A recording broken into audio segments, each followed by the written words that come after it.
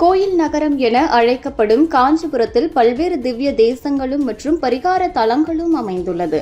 108 வைணவ திவ்ய தேசங்களில் ஒன்றானதும் பரமபத வாசல் கொண்ட திருத்தலமான ஸ்ரீ புஷ்பவல்லி தாயார் சமேத ஸ்ரீ அஷ்டபுஜ பெருமாள் திருக்கோயில் பிரம்மோற்சவ விழா கொடியேற்றத்துடன் தொடங்கியது.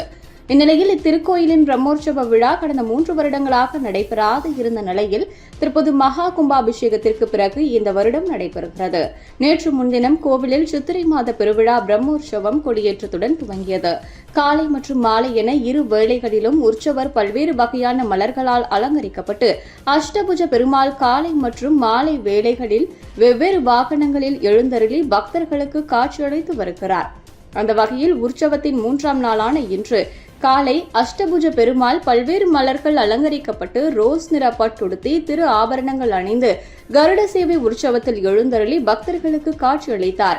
கோவிலிலிருந்து புறப்பட்ட கருட சேவை ரங்கசாமி குளம், டி. கே. நம்பி தெரு, செட்டி தெரு, வரதராஜ பெருமாள் கோவில் மாடவீதி வழியாக வலம் வந்து பக்தர்களுக்கு காட்சியளித்தார். வழியெங்கும் பக்தர்கள் தீபாராதனை காண்பித்து வழிபட்டனர்.